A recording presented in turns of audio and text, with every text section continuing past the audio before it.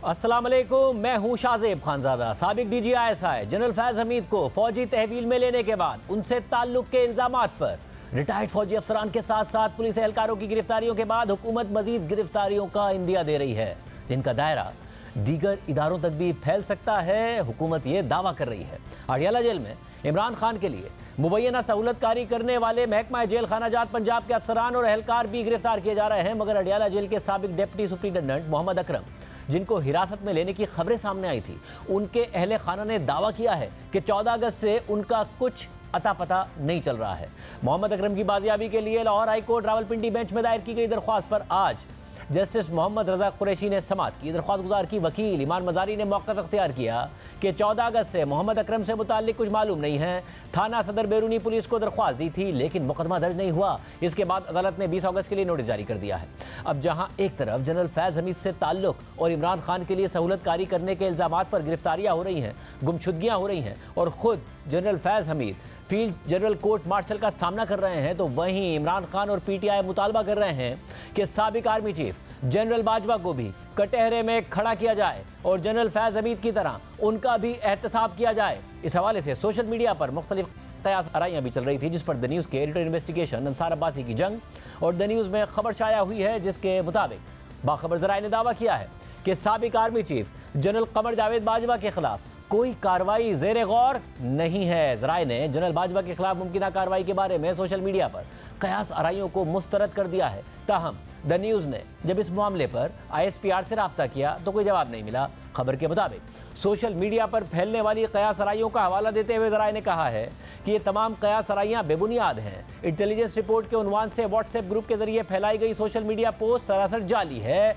जिसमें जनरल बाजवा के खिलाफ मुमकिन तौर पर जनरल फैज हमीद जैसी कार्रवाई की बात की गई है। खबर के मुताबिक यह कयास आराई की जा रही थी कि जनरल फैज हमीद की गिरफ्तारी के पस मंजर में जनरल बाजवा की रिहाइशगाह के इर्द गिर्द इजाफी सिक्योरिटी तैनात कर दी गई है और मुमकिन तौर पर उनके खिलाफ मुस्तकबिल में फील्ड जनरल कोर्ट मार्शल हो सकता है। यह भी दावा किया गया कि जनरल बाजवा ने बगैर किसी तबसरे के तैनात करदा इजाफी सिक्योरिटी को खामोशी से कबूल कर लिया है। ज़राए का कहना है कि ये बातें सरासर गलत हैं। खबर के मुताबिक एक और ज़राए से यह भी मालूम हुआ है कि जनरल बाजवा दुबई में हैं और आइंदा चंद दिनों में वापस आ जाएंगे। कहा जाता है कि सोशल मीडिया पर जाली पोस्ट को रिटायर्ड फौजी अफसर ने शेयर किया, जो बैरून मुल्क मुकीम है और फौज मुखालिफ मुहिम चलाने के लिए पहचाना जाता है। इस रिटायर्ड फौजी अफसर को फील्ड जनरल कोर्ट मार्शल के तहत बगावत पर उकसाने के जुर्म में 14 साल कैद की सज़ा सुनाई जा चुकी है। उसे पाकिस्तान आर्मी एक्ट 1952 के तहत सज़ा सुनाई गई थी और उन पर फौजी एहलकारों को बगावत पर उकसाने और जासूसी से मुतालिक ऑफिशियल सीक्रेट एक्ट 1923 की दफात की खिलाफ वर्जी और रियासत के तहफ़्फ़ुज़ और मफाद के खिलाफ इक़दाम करने का इल्ज़ाम था।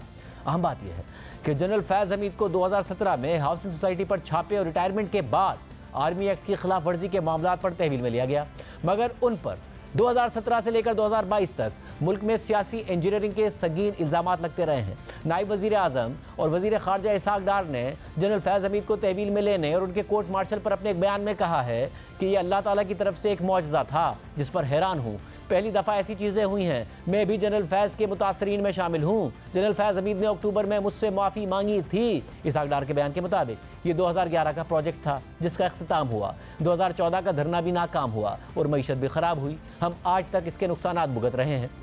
इसके अलावा जनरल फैज़ हमीद के मामले पर आज chairman PTI barrister Gohar Khan ने कहा है कि जनरल फैज़ हमीद के अरेस्ट से PTI का ताल्लुक नहीं है, ये फ़ौज का अंदरूनी मामला है, इस पर सियासत नहीं होनी चाहिए। जनरल फैज़ हमीद ने PTI के लोगों को कभी हिदायत नहीं दी और ना कभी रब्ता किया। जनरल फैज हमीद की अरेस्ट से पाकिस्तान तहरीक इंसाफ का कोई ताल्लुक नहीं है। पाकिस्तान आर्मी अल्हम्दुलिल्लाह एक स्ट्रॉन्ग और डिसिप्लिन इदारा है। उनकी अपना कोड ऑफ कंडक्ट है। वो किस रिटायर को या यूनिफॉर्म ऑफिसर को कब किस चार्जेस पे वो ट्रायल करना चाहते हैं, ये उनका सवाबदीद है, उनका इंटरनल मामला है। इस पर यह सियासत नहीं होनी चाहिए, मुबालगाराई नहीं होनी चाहिए, स्पेकुलेशन नहीं होनी चाहिए। Let them proceed the way they are. हिदायत देते रहे जनरल फैज आप PTI के लोगों को पहले? Never ever, never ever, never ever.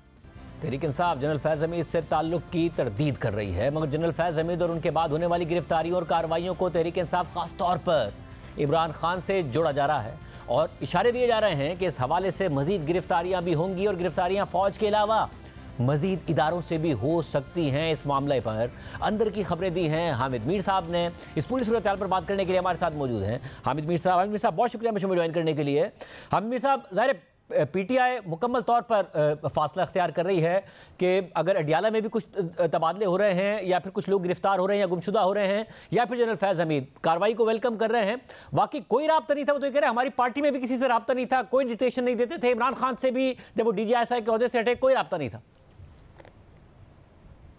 बहरहाल ये पाकिस्तान तहरीक इंसाफ की एक ऑफिशियल पोजीशन है और उनके जो ऑफिस बेयरर्स हैं उन्होंने तो यही कहना है। लेकिन मैंने तो आपको पहले भी बताया था कि जनरल फैज़ जो हैं वो तहरीक इंसाफ के कुछ जो रहनुमा हैं उनके साथ राब्ते में थे और तहरीक इंसाफ के बहुत से जो एक नहीं बहुत से रहनुमा जो हैं उन्होंने ऑफ द रिकॉर्ड फैज़ साहब की गिरफ्तारी से बहुत पहले शिकवा शिकायत शुरू किया हुआ था। तो अब अगर इनकार किया जा रहा है तो शायद उसकी वजह यह है कि तहरीक इंसाफ जो है उसको फायदा हो गया कि एक खामखा की इंटरफेरेंस हो रही थी और डिक्टेशन देने की कोशिश करते थे जनरल फैज़ साहब, तो बंद हो गई अब वो इंटरफेरेंस जो है। तो वो तो यही कहेंगे कि हमारा कोई राब्ता नहीं है। अब इस पे तहरीक इंसाफ के जो कुछ रहनुमा है वो कहते हैं जी कि अगर जनरल फैज़ साहब जो हैं वो एक प्राइवेट कैपेसिटी में हमारे साथ राब्ते कर रहे थे तो राब्ते करने में तो कोई ऐसी बुराई नहीं थी, और वो अगर हमें कहते थे जी आप ये करें ये कहने में भी कोई बुराई नहीं थी। लेकिन ये चीज गलत थी कि जब वो हमसे ये शिकवा करते थे कि आपने फलां ओहदेदार जो है लगाया है तो उसको हटाएं और फलां को लगा दें, इस पर तहरीक इंसाफ में प्रॉब्लम था। और जो साहब जो है वो फैज़ साहब का पैगाम लेके जिधर जाते थे इन सबको उनका नाम पता है, जाहिर बात है अब इन्होंने नाम तो नहीं लेना अपने साथी का कि वो जनरल फैज़ के साथ राब्ते में था।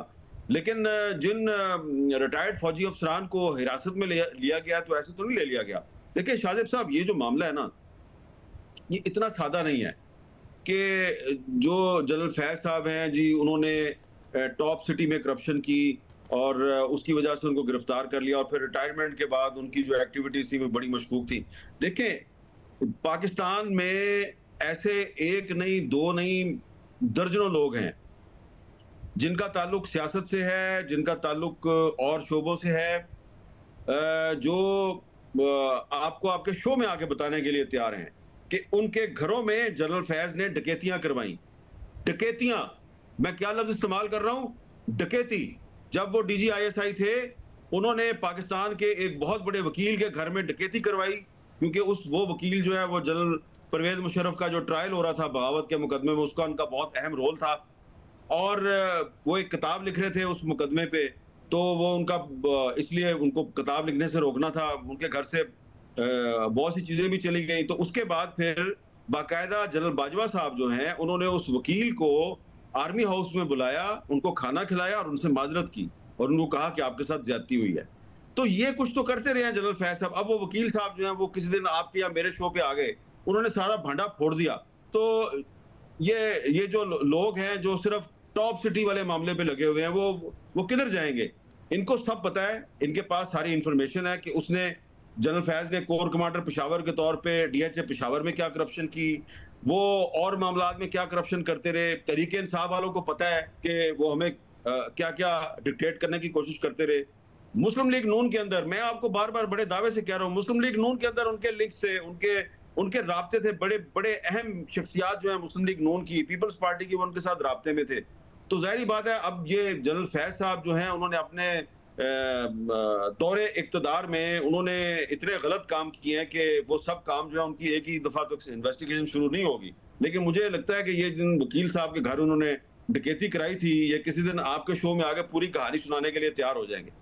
साहब, और ये बताएगा कि अब दायरे आपकी ही आज खबर थी कि ये दायरा फैलेगा और कुछ जज साहिबान तक भी बात जा सकती है, रिटायर्ड भी, हाजिर सर्विस भी। जहाँ तक मुझे याद पड़ रहा है शायद राना सनाउल्लाह साहब ने आप ही के प्रोग्राम में कहा था कि जनरल फैज़ हमीद ने उन्हें कॉल की थी जैसे रिटायर्ड, अब उनके साथ जैसे रिटायर्ड नहीं लगता, नकवी साहब की तैनाती के लिए, और फिर बड़ा पुश किया था उन्हें। क्या हाजिर सर्विस भी बहुत सारे हैं, रिटायर्ड भी बहुत सारे हैं, जैसा आप बता रहे हैं कि इनकी तो हर जगह हर पार्टी में ही जड़ें थी, ये खबर भी आप दे चुके हैं जनरल फैज़ हमीद की। देखें जो राना सनाउल्लाह साहब है ना वो उस पार्लिमानी कमीशन के मेंबर थे जिस कमीशन ने जजों की अपॉइंटमेंट या प्रमोशन की जो है वो मंजूरी देनी होती है या सिफारिश करनी होती है। तो जब जस्टिस अतर मिनल्ला साहब जो हैं वो चीफ जस्टिस बन रहे थे इस्लामाबाद हाई कोर्ट के, उस वक्त भी जनरल फैज ने कोशिश की कि उनके रास्ते में रोड़े अटकाए जाएं। वो जस्टिस अतर मिनल्ला साहब के काफ़ी खिलाफ थे। फिर उसके बाद जब अतर मिनल्ला साहब जो हैं वो उनका कोई प्रमोशन का मसला था, तो फिर जनरल फैज साहब जो हैं उन्होंने राना सनाउल्लाह साहब को अप्रोच किया। राना साहब ने उनकी बात नहीं सुनी थी। इसी तरह कुछ सुप्रीम कोर्ट के जज साहिबान हैं जिनको हाई कोर्ट से लाया गया, सिंध हाई कोर्ट से।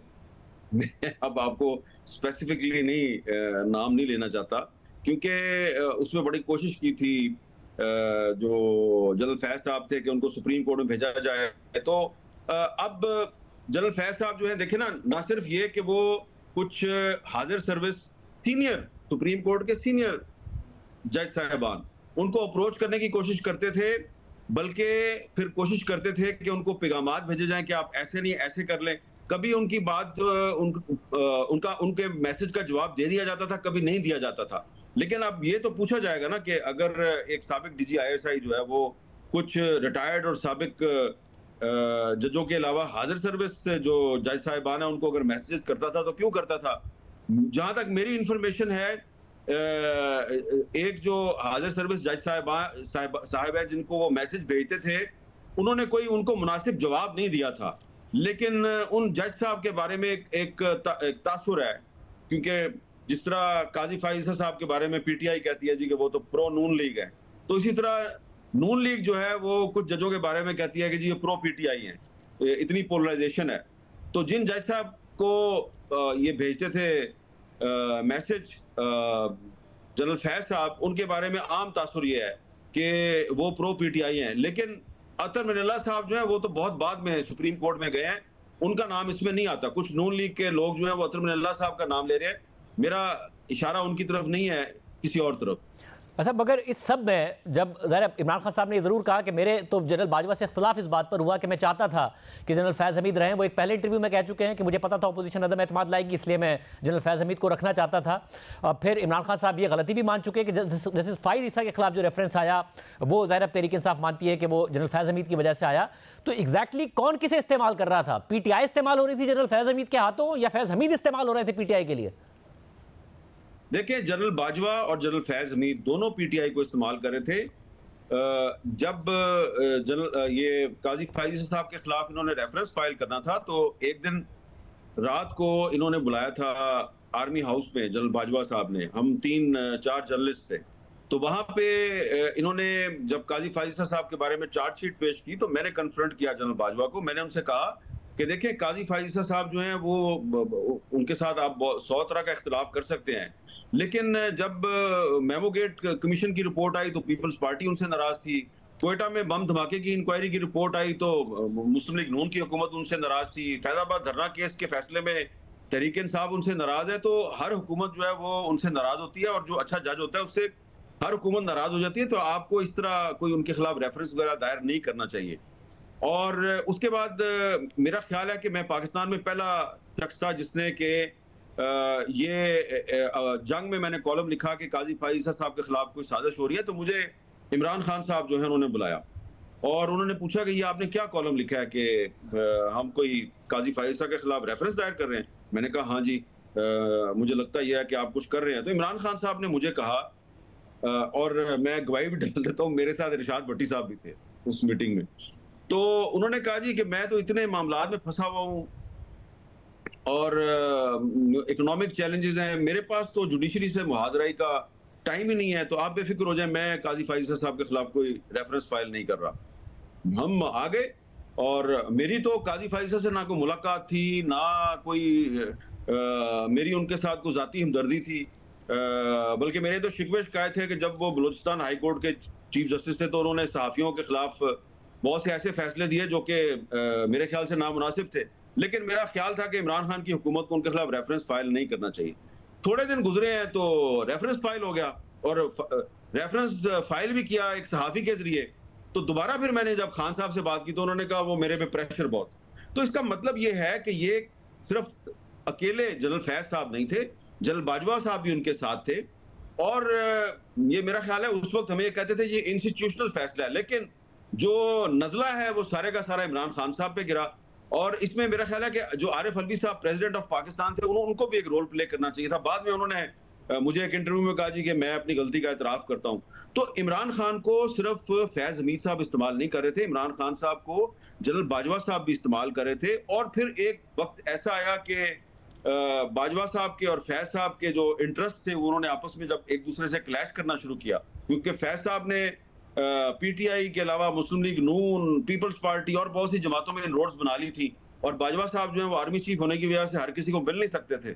तो उसके बाद फिर इनके आपस में जब इंटरेस्ट क्लैश हुए तो फिर इनकी राहें जुदा हो गई। लेकिन मेरा एक ख्याल है कि बाजवा साहब और फैज साहब जो हैं वो इमरान खान को इस्तेमाल कर रहे थे, इमरान खान इनको इस्तेमाल नहीं कर रहे थे। सब और फिर ये मामला अब रुकेगा कहाँ जाकर? जनरल फैज हमीद गिरफ्तार, उनके कुछ करीबी साथी गिरफ्तार, यहीं पर मामला खत्म हो जाएगा या दायरा फैलेगा? कहाँ कहाँ पर नस्ला गिरेगा?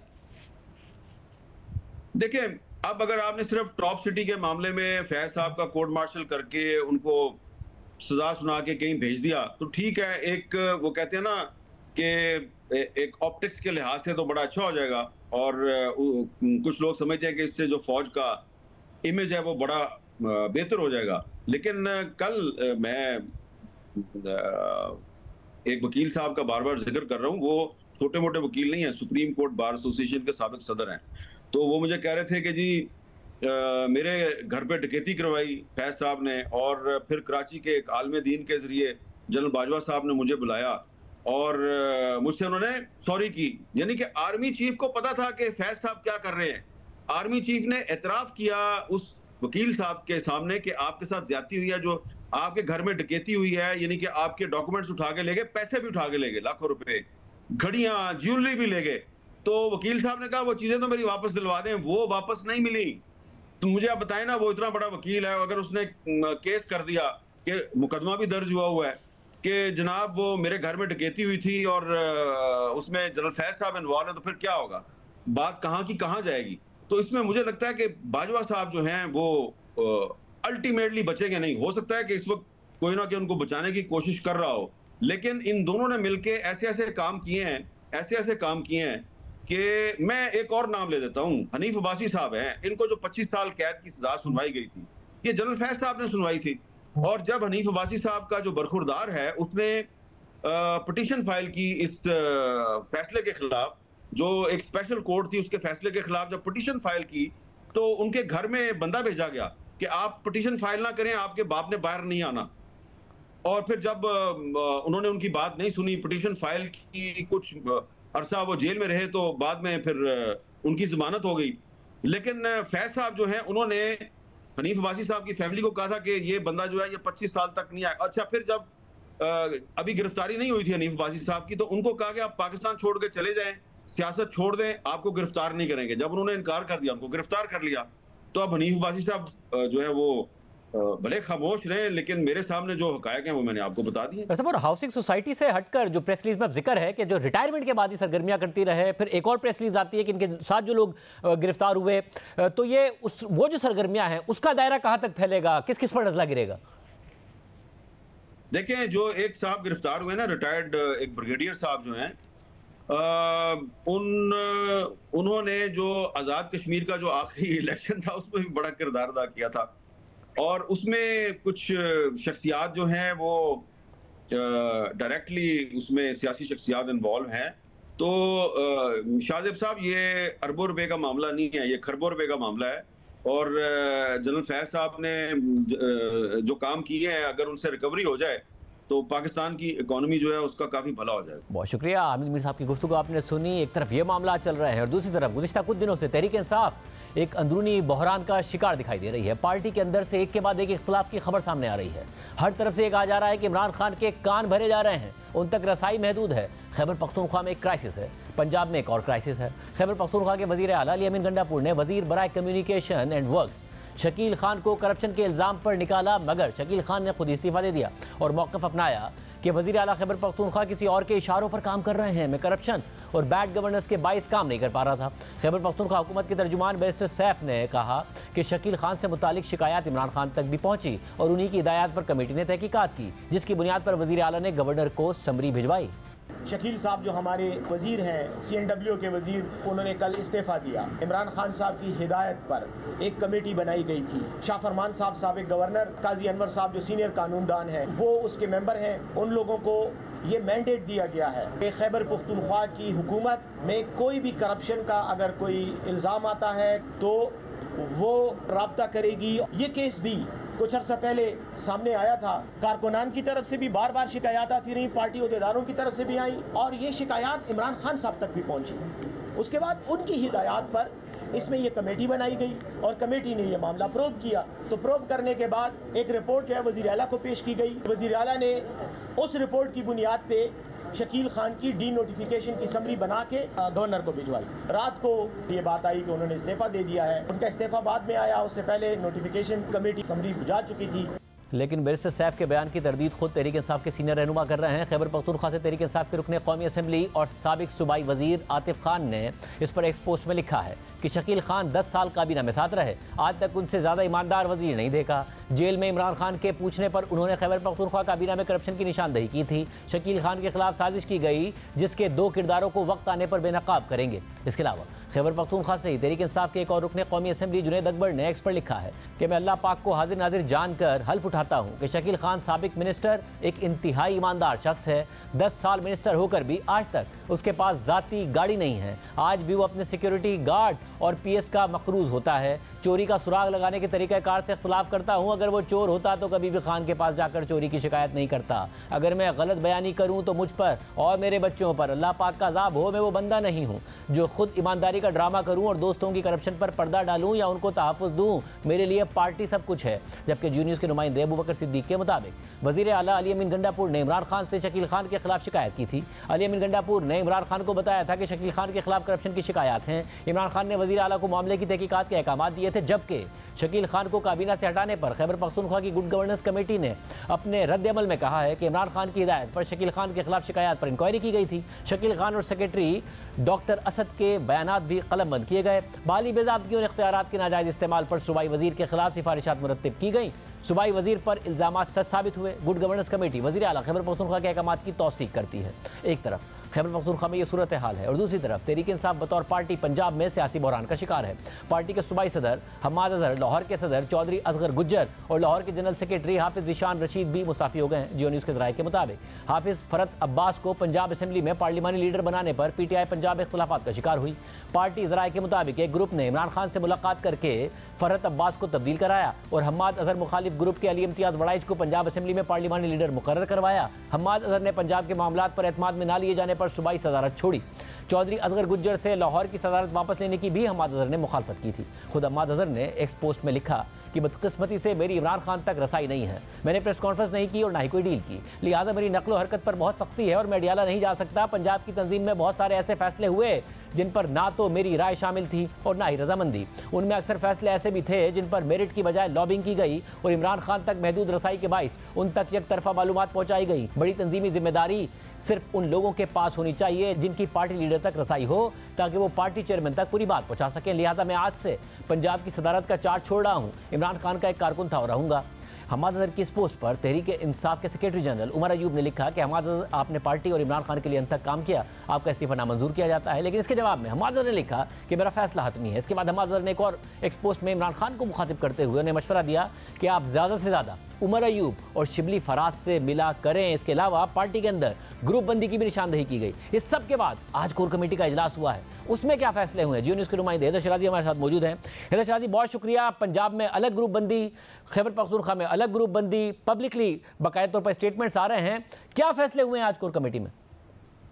देखिए, कोर कमेटी में आज 4 फैसले हुए हैं जिसका ताल्लुक बानी पीटीआई के केसेस से मुतल्लिक भी है और सुप्रीम कोर्ट तक ये मामला जाता है। पहला ये कि आज कोर कमेटी में इस बात पर रहनुमाओं ने इत्तफाक किया कि सितंबर तक तमाम केसेस निपटाने की तरफ जाएंगे और वो पुरअज़्म नज़र आए कि सितंबर तक बानी पीटीआई के तमाम केसेस ख़त्म हो जाएंगे। इसके अलावा एक और फैसला किया गया है कि इस्लामाबाद में 22 अगस्त को जलसा किया जाएगा और ये जलसा NOC मिले या ना मिले हर सूरत में होगा। इसके अलावा इस कोर कमेटी इजलास में सुप्रीम कोर्ट के मामलात के हवाले से भी मामला ज़ेर बहस आया, लेकिन ये जो आज काजी फायज़ ईसा पर एतमाद के हवाले से ये मामला ज़ेर बहस आया है, इसका ताल्लुक बानी पीटीआई से है बजाय पार्टी की आदत से, क्योंकि पार्टी की आदत से बार बार बानी पीटीआई कहते रहे कि काजी फायज़ ईसा के हवाले से दरख्वास्त दी जाए, लेकिन पार्टी ने कोई फैसला नहीं किया। आज अलीमा खान खुद सुप्रीम कोर्ट पहुंची और वो अकेली थी, उनके साथ उनकी इमरान खान की बहन थी और पार्टी का कोई भी सीनियर वकील सुप्रीम कोर्ट मौजूद नहीं था। यही नहीं, अलीमा खान वहाँ पर पार्टी के सीनियर रहनुमाओं से बार बार रब्ता करने की कोशिश कर रही थी, लेकिन पार्टी के वकला वहाँ नहीं आए, जिसके बाद उन्होंने खुद दरख्वास्त तैयार की सुप्रीम कोर्ट की, वहाँ पर मुख्तलिफ जगहों पर पहुँची, वहाँ जाकर दरख्वास्त जमा करवाई और याद रहे दरख्वास्त उन्होंने खुद तैयार की और उसके बाद पार्टी पर जिस वक्त प्रेशर आया, मीडिया के जरिए पता चला कि सुप्रीम कोर्ट पहुंची है इमरान खान की बहन, तो फिर पार्टी के रहनुमा भी पहुंचे। उन्होंने आज शाम के वक्त प्रेस कॉन्फ्रेंस की और काजी फायज़ ईसा के हवाले से गुफ्तगू की और कोर कमेटी में भी यह मामला इसलिए आया है कि बानी पीटीआई की बहनें अकेली ही सुप्रीम कोर्ट पहुंच गई, तो पार्टी कहाँ थी, वकला कहाँ थे। और उसके बाद हमाद अजहर का भी मामला आज सामने आया है। हमाद अजहर के मामले पर कोर कमेटी ने ये फैसला किया है, मेरे सोर्सेज कंफर्म कर रहे हैं कि हम बानी पीटीआई हतमी फैसला करेंगे, लेकिन अक्सरियत ने हमाद अजहर की जो इस्तीफे का फैसला है वो मुस्तरद किया है। लेकिन हमाद अजहर का जो कहानी आती है, इसका ताल्लुक बानी पीटीआई के उस फैसले से है कि जब उन्होंने कहा कि पंजाब में भी वर्कर्स को मोबिलाइज करके निकला जाए, तो बानी पीटीआई ने इससे कबल भी नाराज़गी का इजहार किया था पंजाब की क़यादत से। और इस दौरान 3 बड़े ग्रुप हमें नज़र आ रहे हैं, जिनमें हाफिज़ फ़रत हैं, इसके अलावा ख़ुद हमाद अजहर कुछ साथियों के साथ टीम को लीड कर रहे हैं, जबकि मियाँ असलम इकबाल हैं, वो भी इस वक्त इस वजह से नाखुश हैं क्योंकि उनको पंजाब में असम्बली में अहम ओहदा दिया गया था, फिर उनको तब्दील किया गया, उसके बाद हाफिज़ फ़रत को लाया गया, उसके बाद उनको भी तब्दील कर दिया गया। तो लिहाजा ये सारी चीज़ें हैं जिस पर इख्तलाफात भी हैं। और हाफिज़ फ़रत सुप्रीम कोर्ट यहाँ इस्लामाबाद आए थे, पार्लियामेंट हाउस में सेनेट में अपोजिशन लीडर शिबली फराज के साथ कुछ अहम मुलाकातें हुई थी, जिनके बाद ये सारी डेवलपमेंट हुई है। तो ये तो मगर जो एक बुनियादी एतराज़ सामने आ रहा है वो ये कि जी कान भरे जा रहे हैं, इमरान खान साहब तक लोगों की रसाई नहीं है, माज़र साहब कह रहे हैं मेरी रसाई नहीं है, दीगर की रसाई नहीं है, मिले तो फिर वो शिबली फराज और उमर अयूब से मिले, बाकी रोटेशन में मिले। ये सारी की सारी बातें की जा रही है कि इमरान खान के कान भरे जा रहे हैं क्योंकि उन तक बाकी सबको मिलने नहीं दिया जा रहा है। देखिए, बाकी सबको नहीं मिलने दिया जा रहा, तो मिलने तो शिबली फराज और उमर अयूब को मिलने दिया जा रहा है, या फिर बैरिस्टर गौहर मिल रहे हैं और इंतज़ार पंजोता मिल रहे हैं। और इसके अलावा एक शख्स और हैं जो जाकर इन अमूर पर बातचीत करते हैं, वो अली अमीन गंडापुर हैं। अब वो इल्ज़ाम इन रहनुमाओं पे में से किस पर लगा रहे हैं, ये हमाद अजहर खुल कर आकर सामने बताएं कि किस पर इल्ज़ाम लग रहा है। और हमाद अजहर को पहले से बताया गया था कि आप कारकर्दगी बेहतर करें, वरना इस हवाले से आपकी पार्टी पोजीशन से भी खतरे में पड़ सकती है। और इसके लिए आपको एक और बात बता दूं कि सवाबी में जलसा हुआ तो मियां असलम इकबाल को खिताब का जब मौका मिला और बताया गया कि वो गुफ्तगू करेंगे, तो हमाद अजहर ने उस वक्त, मेरे सोर्सेज कंफर्म कर रहे हैं, कि लड़ाई की कि मुझे खिताब का भी मौका दिया जाए, पंजाब से मैं आया हूं।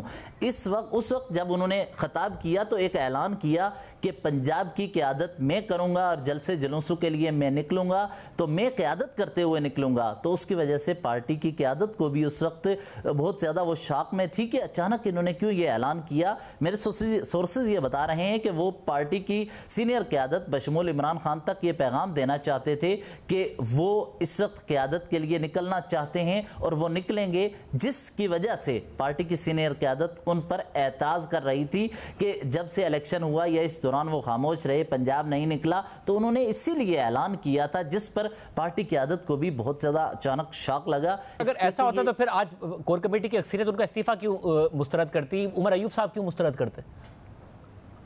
देखिए, उन्होंने अपनी ट्वीट में भी जिक्र किया है कि हमाद अजहर ने कि उमर अयूब और शिबली फराज मिला करें, लेकिन आपको याद होगा हमारे सामने है कि उमर अयूब ने इस्तीफ़ा दिया, कोर कमेटी में मामला लाया गया, शरफजल मरवत का मामला आया, कोर कमेटी में लाया गया, इमरान खान पर के सामने सिफारिशात रखी जाएंगी। असल हतमी फ़ैसला जो है बानी पीटीआई का है, वो मेरे सोर्सेज ये बता रहे हैं कि हाफिज़ फ़रद साहब से भी बानी पीटीआई एक दो मौका पर उन्होंने नाराज़गी का इजहार किया कि उन तक दुरुस्त इतलात नहीं पहुँच रही। और हमाद अजहर के हवाले से एक चीज़ तो वाज़ेह है कि उनके हवाले से ये जिक्र बानी पीटीआई ने अपने वकला के हमरा भी किया कि हमाद अजहर को कहा जाए कि वर्कर्स को मोबिलाइज करते हुए पंजाब में निकले। इस हवाले से उन्हें उन पर खदशात थे कि वो कोशिश नहीं कर रहे। बहुत शुक्रिया। प्रोग्राम में आगे बढ़ते हैं। मुल्क में इंटरनेट की सुस्त रफ्तार और सर्विसेज में मुश्किलात का मसला ताहाल हल नहीं हो सका है और इंटरनेट सर्विसेज में मुश्किलात की वजह से शहरियों के तहफ़्फ़ुज़ात भी बढ़ रहे हैं। मुल्क में जारी इंटरनेट की बंदिश पर हुकूमत मुसलसल खामोश है। पीटीए मौक़िफ़ देने को तैयार नहीं है, मगर साथ ही हुकूमत ने मुल्क में फायरवॉल की तनसीब का एतराफ़ कर लिया है, जबकि अक्सर हल्के इंटरनेट सर्विसेज में खलल की वजह इसी फायरवॉल को करार दे रहे हैं। हुकूमत फायरवॉल लगाने का एतराफ़ तो कर रही है, मगर उसके नतीजे में इंटरनेट सर्विसेज पर पड़ने वाले मनफी असरात के बारे में ताहाल कोई संजीदा इकदाम नहीं उठा रही है, जिससे फायरवॉल पर एतराज़ मजीद बढ़ता जा रहा है। इसी तरह इंटरनेट की सुस्त रफ्तार से मुल्की मईशत को करोड़ों डॉलर्स के नुकसान का खदशा भी जाहिर किया जा रहा है। फ्रीलांसर्स को काम मिलना पहले से कम हो गया है। इस हवाले से wireless and internet service providers association के शहजाद अरशद ने कहा है कि इंटरनेट मुतासिर होने से ऑनलाइन काम करने वालों को परेशानी का सामना है। ऑनलाइन टास्क मुकम्मल ना होने से लोगों को माली नुकसान हो रहा है और इससे मुल्क में ऑनलाइन काम करने वालों को अब काम मिलना कम हो गया है।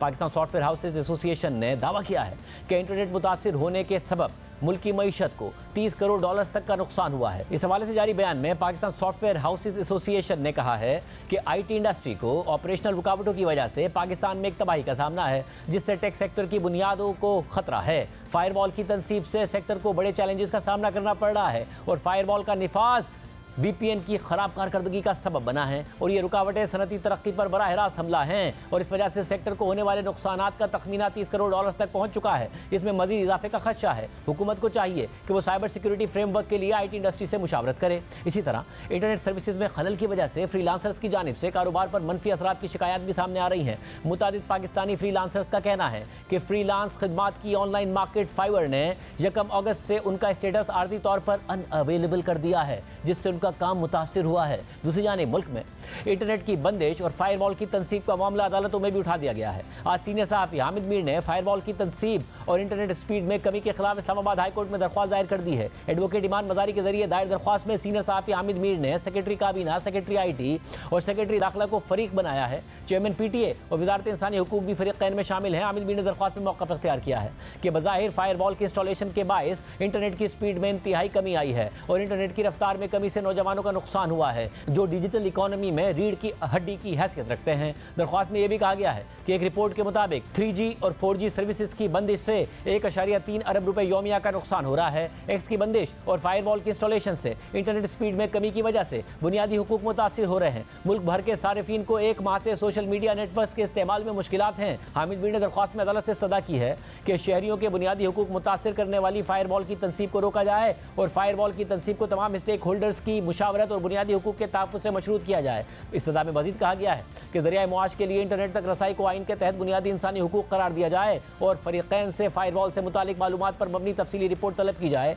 दरख्वास्त पर फैसला होने तक फायरवॉल की तनसीब का अमल मुअत्तल किया जाए। शहरियों को इंटरनेट तक बिला तात्तुल रसाई को बहाल और यकीनी बनाने की अहकामात जारी किए जाएँ। इसके अलावा लाहौर हाई कोर्ट में भी इंटरनेट की बंदिश के खिलाफ दरख्वास्त दायर की गई। दरख्वास्त गुजार नदीम सरवर ने दरख्वास्त में मौक़िफ़ इख्तियार किया कि मुल्क में बगैर किसी नोटिस और वजह बताए इंटरनेट इंटरनेट और सोशल मीडिया ऐप्स बंद कर दी गई हैं। इंटरनेट बंद करना बुनियादी हुकूक की भी खिलाफ वर्जी है। दरख्वास्त गुजार ने अदालत से सदा की है कि मुल्क में इंटरनेट मुकम्मल और फौरी बहाल करने के अहकाम जारी किए जाएँ, जिसके बाद अदालत ने वफाकी हुकूमत के वकील को मुतालिका हुकाम से हिदायत लेकर 12 बजे पेश होने का हुक्म दे दिया। इसके बाद समात में वक्फा कर दिया गया और वक्फे के बाद वफाकी हुकूमत के वकील ने तफसीली रिपोर्ट के लिए अदालत से मज़ीद मोहलत मांग ली, जिस पर अदालत ने रिमार्क्स देते हुए कहा कि ये मफाद आमा का मामला है, आपकी संजीदगी का ये आलम है कि आपको मालूमात ही नहीं है। ये अवामी मफाद की दरख्वास्त है, अदालत इस पर मुनासिब अहकाम जारी करेगी। इसके बाद अदालत ने दरख्वास्त पर फैसला महफूज कर लिया। हुकूमत और PTA जवाब देने को तैयार नहीं है और आवाम के साथ साथ टेक्नोलॉजी से वाबस्ता बिजनेसेस और फ्रीलांसर्स बहुत परेशान हैं। दूसरी जानिब तहरीक इंसाफ मुसलसल शिकायत कर रही है कि उसके सोशल मीडिया एक्टिविस्ट, कारकुनों और उनके अहले खाना को लापता किया जा रहा है। इस हवाले से गुज़िश्ता रोज़ इस्लामाबाद हाई कोर्ट में PTI के कारकुन फैज़ान और social media activist Azhar Mashwani के भाइयों की गुमशुदगी से मुताल्लिक केसेस की समाअत हुई है, जिसमें जस्टिस मियां गुल हसन औरंगजेब ने अहम रिमार्क्स दिए हैं। समाअत के आगाज़ में additional attorney general Munawar Iqbal Dogal अदालत के सामने पेश हुए। जस्टिस मियां गुल हसन औरंगजेब ने बरहमी का इजहार करते हुए एडिशनल अटॉर्नी जनरल से कहा कि आइन को तब्दील कर दें, बुनियादी हुकूक इसमें से निकाल दें, हमारा दायरा इख्तियार ख़त्म कर दें, मुल्क को इसी तरह चलाएं। मुझे नहीं मालूम रियासत इससे क्या हासिल करना चाहती है। जिस मियां गुल हसन औरंगजेब ने मजीद कहा कि आप इसकी गिरफ्तारी डाल दें, हम कुछ नहीं कहेंगे, लेकिन मुल्क इस तरह ना चलाएं। वजारत दिफा, वजारत दाखिला और रियासत सब इससे खुश हैं। कुछ समझ नहीं आ रहा ये क्या हो रहा है, इससे क्या हासिल करना चाहते हैं। पहले जिस बेंच में केस था उन्होंने लिखा है कि जबरी गुमशुदगी का केस है, ये जालिमाना अमल है। इस सूरत हाल में आईनी अदालतों को क्या करना चाहिए? दुनिया भी देख रही है कि पाकिस्तानी अदालतें इन केसेस में क्या कर रही हैं, या फिर ये कहें कि दुनिया यहाँ आए सरमायाकारी करे, लोग मिसिंग होंगे, अदालतें भी कुछ नहीं कर सकेंगी। जस्टिस मियां गुल हसन औरंगजेब ने मजीद रिमार्क देते हुए कहा कि वफाकी हुकूमत का मतलब वज़ीर आज़म और वफाकी काबीना है और जिम्मेदारी आखिरकार एग्जीक्यूटिव के सरबराह पर ही आती है। इस मौके पर सरकारी वकील ने कहा कि दरख्वास्त गुजारों ने साफ हाथों के साथ अदालत का दरवाज़ा नहीं खटखटाया है, जिस पर अदालत ने कहा कि उन्होंने साफ हाथों से दरख्वास्त दायर नहीं की, इसलिए दरख्वास्त खारिज कर दें। आप चाहते हैं कि मैं खिदमत गुजार जज बन जाऊँ, ये गंदे दरख्वास्त गुजार हैं, हम दरख्वास्त मुस्तरद कर देते हैं। मैं समझ नहीं पा रहा कि आप हमें किस तरफ ले जा रहे हैं। जस्टिस मियां गुल हसन औरंगजेब ने एडिशनल अटॉर्नी जनरल से पूछा कि आप ही मुझे बता दें कि मुझे क्या करना चाहिए। हुकूमत अगर इसे जबरी गुमशुदगी का केस कहती है तो देखे कि ये किसके कहने पर हुआ है। हुकूमत को इस मामले पर अगवाकारों के साथ बैठने की ज़रूरत है। इस पर एडिशनल अटॉर्नी जनरल ने अदालत से कहा कि ये तो हमें नहीं पता कि अगवाकार कौन है। समाअत के दौरान जस्टिस मियां गुल हसन औरंगजेब ने रिमार्क देते हुए कहा कि एक साथी जज ने सख्त ऑर्डर किया तो हुकूमती प्रोपेगेंडा मशीनों ने उनके खिलाफ प्रोपेगेंडा शुरू कर दिया। मैं इस केस में ऑर्डर पास करूंगा। और इसके बाद आज इस्लामाबाद हाई कोर्ट ने समाअत का तहरीरी हुक्मनामा भी जारी कर दिया है और तहरीरी हुक्मनामे में जस्टिस मियां गुल हसन औरंगजेब ने लापता PTI कारकुन फैज़ान की बाजियाबी के लिए कोशिशें जारी रखने का हुक्म देते हुए कहा है कि दरख्वास्त पर इब्तिदाई समाअत इस्लामाबाद हाई कोर्ट के जस्टिस अरबाब मोहम्मद ताहिर ने की थी। जस्टिस अरबाब मोहम्मद ताहिर ने केस को बज़ाहिर जबरी गुमशुदगी का केस करार दिया था। तहरीरी हुक्मनामे में जस्टिस मियां गुल हसन औरंगजेब ने मज़ीद लिखा है कि पुलिस के मुताबिक इंटेलिजेंस एजेंसीज को मग़वी से मुताल्लिक़ खत लिखने की दरख्वास्त कर दी गई है। रिकॉर्ड से जाहिर नहीं होता है कि आया पुलिस की दरख्वास्त मंजूर की गई हो या एजेंसियों को खतूत लिखे गए हों। एजेंसियों को खतूत लिखने से मुताल्लिक पुलिस की दरख्वास्त पर जल्द फैसला किया जाए। तहरीरी हुक्मनामे के मुताबिक इस्लामाबाद हाई कोर्ट ने जवाब दहिंदगान को लापता फैज़ान की बाजियाबी के लिए कोशिशें जारी रखने की हिदायत करते हुए केस की समाअत 20 अगस्त तक मुलतवी कर दी है। इसके अलावा इस्लामाबाद हाई कोर्ट में PTI के social media activist Azhar Mashwani के 2 भाइयों की गुमशुदगी से मुतालिक दरख्वास्त की समाअत भी हुई थी। ये समाअत भी जस्टिस मियां गुल हसन औरंगजेब ने की थी और समाअत के आगाज़ में additional attorney general Munawar Iqbal Dogal, secretary दाखिला, DG FIA और DIG ऑपरेशंस पुलिस अदालत में पेश हुए, जबकि सेक्रेटरी दिफा बैरून मुल्क होने के बायस अदालत में पेश नहीं हुए। समाअत के दौरान अदालत ने सेक्रेटरी दाखिला से इस्तफसार किया कि आप क्या कहेंगे, सिर्फ रिपोर्ट पेश करेंगे, क्या सेक्रेटरी दिफा भी अदालत में मौजूद हैं? जिस पर एडिशनल अटॉर्नी जनरल ने अदालत को बताया कि सेक्रेटरी दिफा नहीं है, ज्वाइंट सेक्रेटरी दिफा अदालत आए हैं, सेक्रेटरी दिफा 11 अगस्त से मुल्क से बाहर हैं, ज्वाइंट सेक्रेटरी मौजूद हैं। इस केस में दायरा इख्तियार का मामला भी है। इस मौके पर जस्टिस मियां गुल हसन औरंगजेब ने रिमार्क्स दिए कि आप फेडरेशन हैं, आपके पास इख्तियार है, आपके पास सेक्रेटरी दिफा और सेक्रेटरी दाखिला हैं, ये मामला अनाकना बनाएं। इसके बाद अदालत ने सेक्रेटरी दिफा को 20 अगस्त को दोबारा तलब करते हुए कहा कि मुझे उम्मीद है कि ये केस आइंदा मंगल तक खत्म हो जाएगा। इस दौरान अटॉर्नी जनरल का पूछते हुए अदालत ने कहा कि अटॉर्नी जनरल साहिब कहाँ हैं? अटॉर्नी जनरल को कहें कि इस मरतबा अपने वीकेंड की कुर्बानी दें, मैं इस पर तफसीली ऑर्डर जारी करूंगा। और फिर उन्होंने केस की समाअत 20 अगस्त तक मुलतवी कर दी थी। जबकि आज इस केस का भी तहरीरी हुक्मनामा जारी कर दिया गया है, जिसमें अदालत ने हुक्मनामे की कॉपी वज़ीर आज़म और अटॉर्नी जनरल को भिजवाने का हुक्म देते हुए कहा है कि अदालती अहकामात पर सेक्रेटरी दाखिला ने अदालत में पेश होकर रिपोर्ट जमा करवाई है। रिपोर्ट के मुताबिक कोई इंटेलिजेंस एजेंसी इंतजामी तौर पर वजारत दाखिला के मातहत नहीं है। रिपोर्ट में यह भी कहा गया है कि मग़वियान की बाजियाबी की कोशिश की गई मगर कोई सुराग ना मिला। ज़ेर हिरासत अफराद की बाजियाबी के लिए SSP ऑपरेशंस की सरबराही में खुसूसी टीम बनाई गई है। हुक्मनामे में मजीद कहा गया है कि सेक्रेटरी दिफा के बैरून मुल्क होने पर उनकी जगह ज्वाइंट ज्वाइंट सेक्रेटरी अदालत में पेश हुए, लेकिन वजारत दिफा ने ना कोई रिपोर्ट जमा कराई है, ना ही ज्वाइंट सेक्रेटरी ने कोई गुजारिशात अदालत के सामने रखी है जिससे पता लगे कि वजारत ने मगवियों की बाजियाबी के लिए कोशिश की हो। जबकि डीआईजी ऑपरेशंस ने अपनी रिपोर्ट में कहा है कि मगवियान इस्लामाबाद पुलिस की हिरासत या तहवील में नहीं है। इसी तरह डीजीएफआईए ने भी अपनी रिपोर्ट में कहा है कि मगवी उनकी हिरासत में नहीं है। जिस्मिया गुल हसन औरंगजेब ने हुक्मनामे में मजीद लिखा है कि रियासत को समझना चाहिए कि हब्से बेजा की दरख्वास्तें मदद की अपील होती हैं। मगवियान की गिरफ्तारी और उन्हें हब्से बेजा में रखना आइन की शिकों 4, 9 और 10 के खिलाफ है। अटॉर्नी जनरल इस हवाले से पॉलिसी तश्कील देने के लिए वज़ीर आज़म से मुलाकात करेंगे और इस हवाले से कोई उसूली फैसला किया जाएगा और इस मसले का हल तलाश किया जाएगा कि सर्विस ऑफ पाकिस्तान में रहते हुए पाकिस्तानी शहरियों को बगैर किसी कानूनी इख्तियार के हिरासत में रखकर आइन के आर्टिकल 4, 9 और 10 की खिलाफ वर्जी करने वाले अफराद के खिलाफ क्या इकदाम उठाए जा सकते हैं। अदालत ने हुक्मनामे में मजीद कहा है कि जवाबदेहिंदगान को अहकामात पर अमल दरामद के लिए 20 अगस्त तक एक और मौका दिया जाता है। अदालत ने हुक्मनामे की कॉपी वज़ीर आज़म के प्रिंसिपल सेक्रेटरी और अटॉर्नी जनरल को भिजवाने का हुक्म देते हुए दरख्वास्त 20 अगस्त को दोबारा समाअत के लिए मुकर्रर कर दी है। इसके अलावा 5 जुलाई को पीटीआई ने दावा किया था कि उनके मीडिया कोऑर्डिनेटर मलिक रिजवान अहमद और उनके भाई को लापता कर दिया गया है और वो अभी तक बाजियाब नहीं हो सके हैं। जबकि जून में पीटीआई के सीनियर रहनुमा शहबाज गिल ने कहा था कि उनके भाई गुलाम शब्बीर को लापता कर दिया गया है, लेकिन 2 अगस्त को शहबाज गिल ने एक ट्वीट के जवाब में कहा था कि वो वापस आ गए हैं। जबकि कल ये खबर भी सामने आई कि कॉमेडियन और यूट्यूबर ऑन खोसा को लापता कर दिया गया है और आज ऑन खोसा की अहलिया ने उनकी बाजियाबी के लिए लाहौर हाई कोर्ट में एक दरख्वास्त भी दायर कर दी है कि इसकी समाअत लाहौर हाई कोर्ट के जस्टिस शहबाज रिजवी ने की। दरख्वास्त गुजार ने मौक़िफ़ इख्तियार किया कि उनके शौहर ऑन खोसा को उनके घर से नामालूम अफराद ने अगवा कर लिया है, जिसके बाद अदालत ने सीसीपी और लाहौर को 20 अगस्त तक मगवी बाजियाब और पेश करने की हिदायत कर दी है। प्रोग्राम ब्रेक शामिल करते हैं और खबर आपके सामने रखेंगे। पाकिस्तान में घर से बाहर निकलकर काम करने वाली ख़वातीन को किस तरह के हालात का सामना करना पड़ता है, इसकी एक बदतरीन मिसाल आज कौमी असम्बली की कायमा कमेटी के इजलास में दिखाई दी। एक ऐसा फोरम जहां मुंतखब नुमाइंदे मौजूद थे, वहां पर पावर कंपनी से वाबस्ता खातून के लिबास पर एतराज़ उठाया गया। कौमी असम्बली की कायमा कमेटी बराए पावर का इजलास हुआ तो तहरीक इंसाफ से ताल्लुक़ रखने वाले रुकन कौमी असम्बली इकबाल आफरीदी ने ब्रीफिंग के लिए आने वाली खातून के कपड़ों पर एतराज़ उठा दिया, मगर कमेटी के चेयरमैन ने एतराज़ मुस्तरद कर दिया और बाद में मीडिया से बात करते हुए कमेटी के चेयरमैन मोहम्मद इदरीस ने कहा कि खातून के लिबास पर एहतजाज करना मुनासिब नहीं है। उनके लिबास पे एतराज़ किया तो क्या किसी को इतना हक है कि वो किसी खातून के लिबास पे एतराज़ करे और फ्लोर ऑफ द हाउस पे उन्होंने कह दिया? नहीं, वो तो हर एक फ़र्द की जैसे उस पर जज करना वो मुनासिब नहीं है। ये उसने भी किया है तो वो गलत नहीं हुआ होगा। ये हमारे फर्म में ऐसे नहीं है कि कोई बदतमीज़ी करे या कोई ऐसे मत करे। इंशाल्लाह वो अगर हो भी गए तो मैं माजरत करता हूँ। इसके अलावा कमेटी की खातून रुकन नौशीन इफ्तिखार ने इकबाल आफरीदी के एतराज़ की मजम्मत की और कहा कि पीटीआई का ये रवैया नया नहीं है। मीटिंग का हिस्सा तो थी, लेकिन अनफॉर्चुनेटली मुझे थोड़ा पहले वहाँ से आना पड़ा दूसरी मीटिंग के सिलसिले में। अगर इकबाल साहब ने ये बात उस खातून के लिए की है जो ऑफिसर आज के की तरफ से आई नहीं थी, तो मैं कहूँगी कि ये पीटीआई के लिए कोई नई बात नहीं है, क्योंकि इनके जो बानी है रहनुमा है।